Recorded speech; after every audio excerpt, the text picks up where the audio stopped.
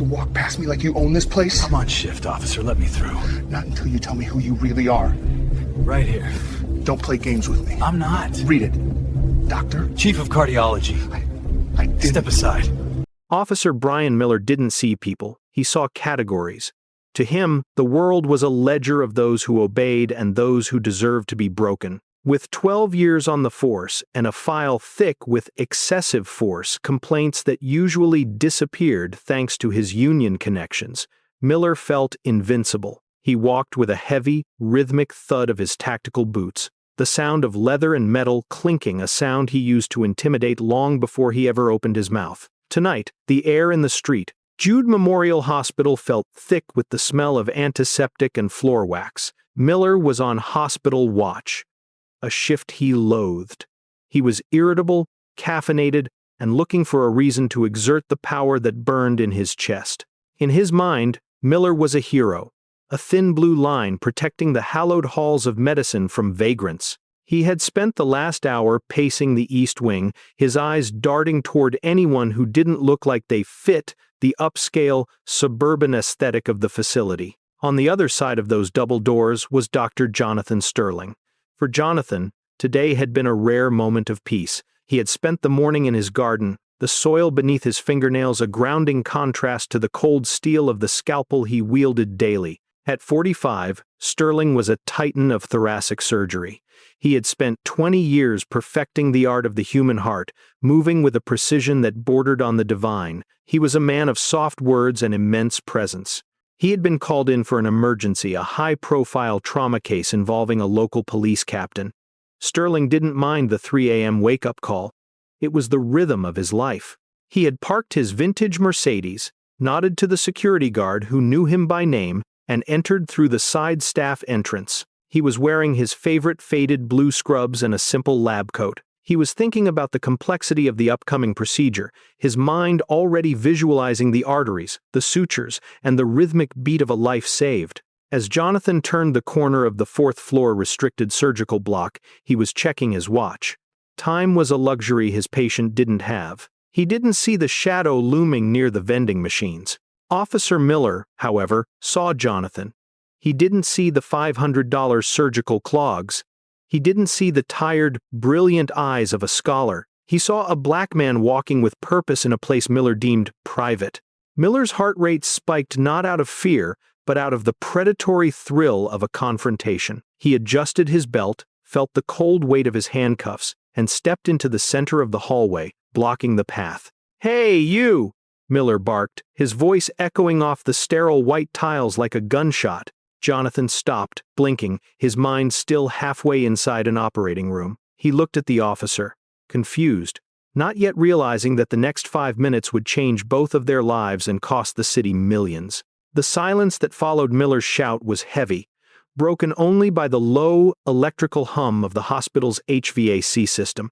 Dr. Jonathan Sterling stood perfectly still. He was a man used to high-pressure environments where a single frantic movement could result in a severed artery, so he did not flinch. He simply looked at the officer, his gaze steady and analytical. "Officer, I'm in a hurry," Jonathan said, his voice calm, a sharp contrast to the jagged edge of Miller's tone. "I have an emergency trauma case in OR3. Please, step aside." Miller's face flushed a deeper shade of crimson.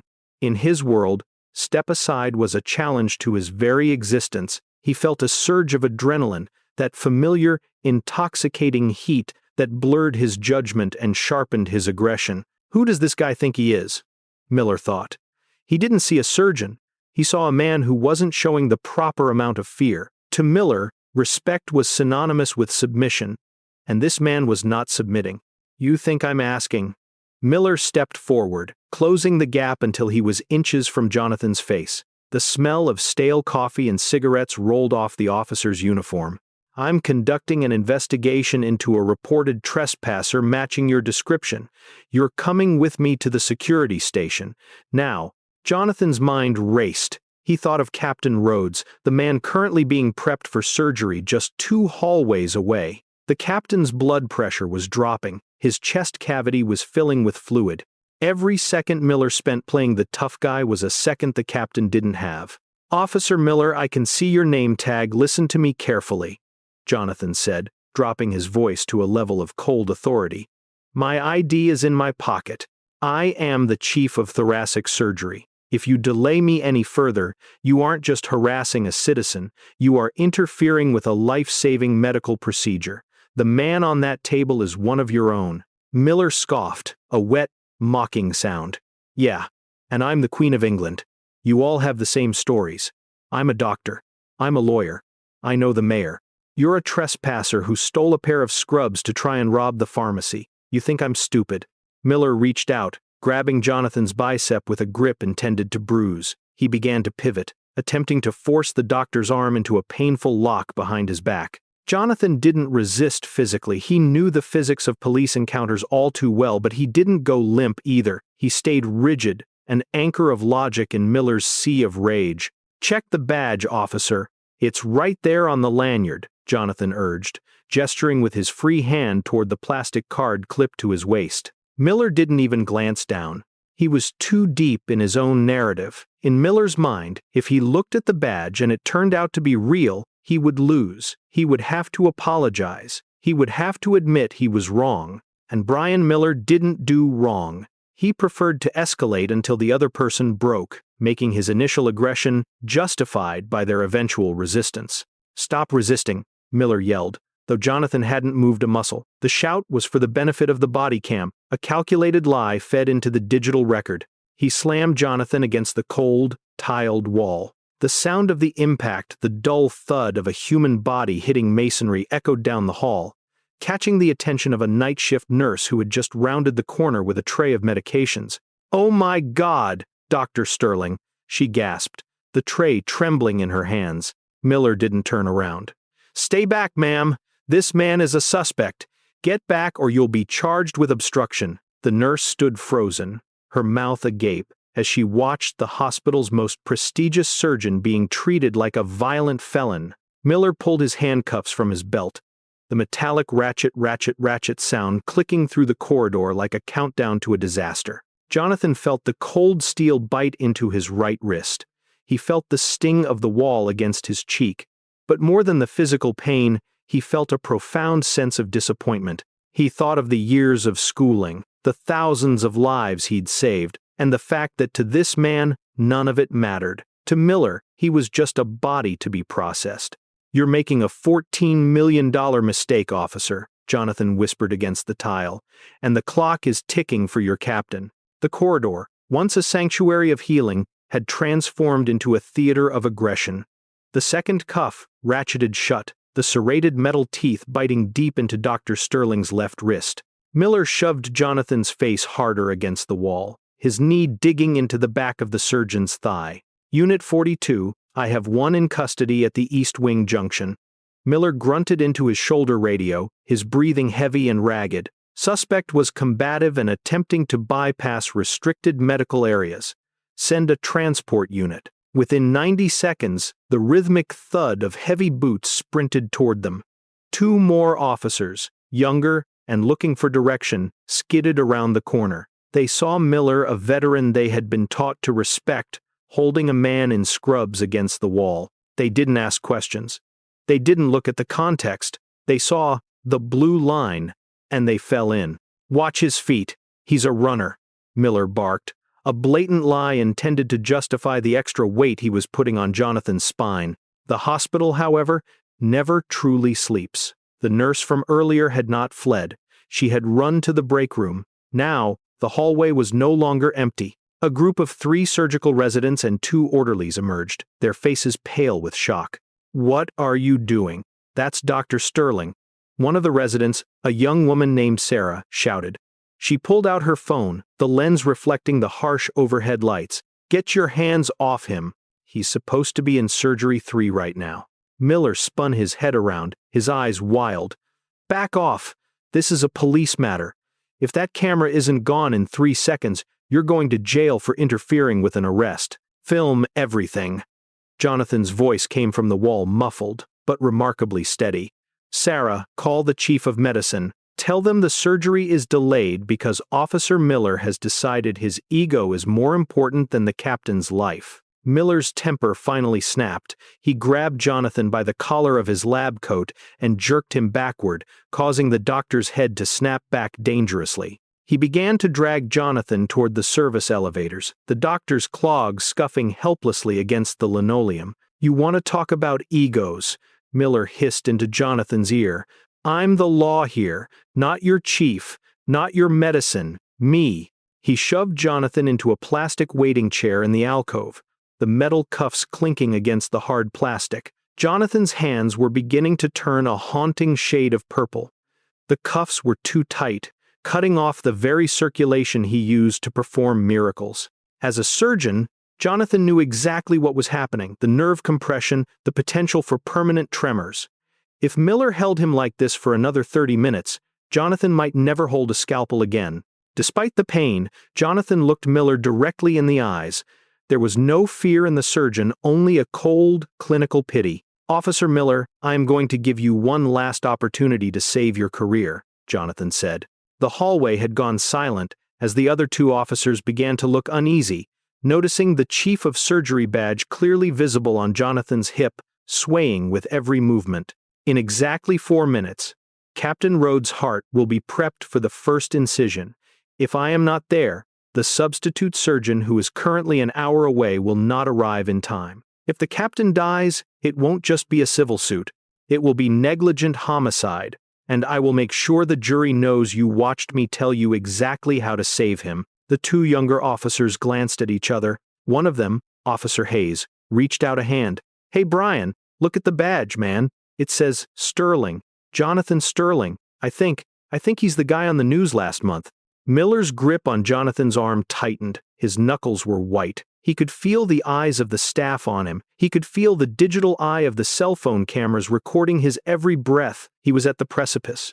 He could admit he was wrong and be humiliated in front of his subordinates, or he could double down and pray the system would protect him like it always had. He chose the latter. "I don't care if he's the Pope," Miller growled. "He's going to the station." But at that exact moment, the heavy double doors at the end of the hall swung open with a violent crash. The sound of the double doors hitting the rubber stoppers was like a thunderclap in the sterile hallway. A man in a charcoal suit, breathless and sweating, burst through, followed closely by the hospital's head of security and 2 senior surgical nurses. This was Dr. Eris Thorne, the chief of medicine. He didn't just look angry. He looked horrified. His eyes darted from the gathered crowd of filming residents to the sight of the hospital's most valuable asset, the man whose hands were insured for millions, pinned into a plastic chair with his wrists turning a dark, bruised plum.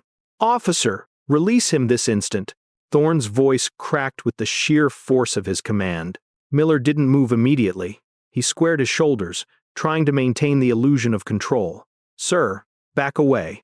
This man was found in a restricted area without proper—" "I am the chief of medicine, you idiot," Thorne screamed, stepping right into Miller's personal space, heedless of the officer's belt of weapons. "That man is Dr. Jonathan Sterling. He is the only surgeon in this tri-state area qualified to perform the arterial bypass your captain is currently dying for. Do you have any idea what you've done?" At that moment, a new radio frequency crackled not on the police band, but on the hospital's emergency intercom. "Code Blue, or 3, trauma patient Rhodes is crashing. Where is Dr. Sterling? Repeat, where is Dr. Sterling?" The blood drained from Miller's face so fast it was as if a plug had been pulled. The name Rhodes hit him like a physical blow. Captain Rhodes wasn't just his supervisor, he was Miller's mentor, the man who had kept Miller on the force through 3 separate internal affairs investigations. Miller's gaze dropped. For the first time, he actually looked at the badge. Dr. Jonathan Sterling, Chief of Cardiothoracic Surgery, Faculty of Medicine. The trespasser wasn't a criminal. He was the king of this castle. I didn't know," Miller stammered, his hands shaking as he reached for the key on his belt. The bravado that had fueled him for the last 10 minutes evaporated, leaving behind a hollow, pathetic man. "He didn't. He wasn't complying. He told you exactly who he was."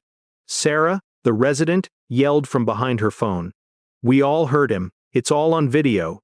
The younger officers, Hayes and Vance, immediately stepped back, physically distancing themselves from Miller as if he were radioactive. Hayes reached out, his voice hushed and urgent. "Brian, give me the keys. Give me the keys right now." Hayes took the keys from Miller's trembling fingers and knelt beside Jonathan. The click of the handcuffs releasing was the loudest sound in the room. As the metal fell away, Jonathan didn't yell. He didn't even look at Miller. He stood up slowly, wincing as the blood rushed back into his hands. He rubbed his wrists, his eyes fixed on the clock on the wall. 12 minutes lost, Jonathan said, his voice terrifyingly calm. Thorne grabbed Jonathan's arm. "Jonathan, can you operate?" "Your hands." Jonathan flexed his fingers, testing the nerves. He looked at Miller, who was now standing small, his head bowed, the center of a circle of cameras and judging eyes. Miller looked like a child caught in a lie, stripped of the badge's power. "I have to," Jonathan said. He looked at Officer Hayes. "Officer, I suggest you take your partner to the precinct. I don't want to see his face when I come out of that theater. And someone get me a fresh pair of scrubs. These are contaminated by his touch." As Jonathan turned and sprinted toward the OR, the hospital staff parted like the Red Sea. Miller stood alone in the hallway. The nurses didn't look at him with fear anymore, they looked at him with disgust. "You should start looking for a lawyer, Miller," Dr. Thorne said, his voice a low, vibrating growl. "Because by the time the sun comes up, I'm going to make sure the city knows you tried to kill your own captain because you couldn't handle a black man in a lab coat." Miller looked up, his lip quivering, but there was no one left to bully. He was just a man in a blue shirt, standing in a hallway where he was no longer welcome. The air in the operating room was thick with the scent of ozone and iodine. For 4 grueling hours, Dr. Jonathan Sterling fought a war against time and the damage caused by Officer Miller's ego. Despite the swelling in his own wrists, Jonathan's hands remained steady. He worked with a silent, burning intensity. When the final suture was tied and Captain Rhodes' heart began to beat with a strong, independent rhythm, Jonathan didn't celebrate. He stepped away from the table, stripped off his blood-stained gloves, and walked straight to his office. By 8 a.m., the hospital's legal team and the district attorney were already waiting. The video recorded by the residents had gone viral before the sun had even fully risen. The headline was everywhere: "Surgeon handcuffed while patient bleeds." The public outcry was instantaneous and deafening. Jonathan didn't want a simple apology. He wanted a precedent. He hired the most formidable civil rights firm in the state. The lawsuit didn't just target Miller, it targeted the department's culture of qualified immunity. They filed for $13.8 million in damages, a number calculated based on the potential loss of Jonathan's surgical career due to nerve damage and the gross negligence of the city. Officer Brian Miller's downfall was swift. Because the incident had been captured from multiple angles and involved the near death of a high-ranking police captain, the union couldn't protect him. The blue wall of silence crumbled. Miller was placed on administrative leave for 48 hours before being officially terminated for conduct unbecoming an officer and reckless endangerment. But the true humiliation came during the deposition. Miller sat across from Jonathan in a sterile conference room, stripped of his uniform, his gun, and his power. He looked gray and diminished. "I was just doing my job," Miller whispered, his voice cracking. "No," Jonathan replied, leaning across the table. "My job is to see the humanity in everyone, even when they are broken. Your job was to protect. You chose to hunt. You didn't see a doctor because you refused to see a man." The settlement was reached out of court. The city, desperate to avoid a public trial that would expose decades of misconduct, agreed to the $13.8 million. Jonathan didn't keep a cent. He used the entire windfall to establish the Sterling Institute for Justice in Healthcare, a foundation dedicated to training law enforcement on implicit bias and providing legal aid for victims of police brutality. Captain Rhodes eventually made a full recovery. His first act upon being discharged was to personally hand-deliver a letter of recommendation for Miller's permanent decertification, ensuring Miller would never wear a badge again. Justice isn't just about the money won or the jobs lost. It's about the moment a bully realizes that the person they tried to crush is the only one who can save them. Officer Miller learned that lesson at the cost of his career. Doctor, Sterling proved that true power doesn't come from a belt full of weapons, it comes from a heart full of purpose.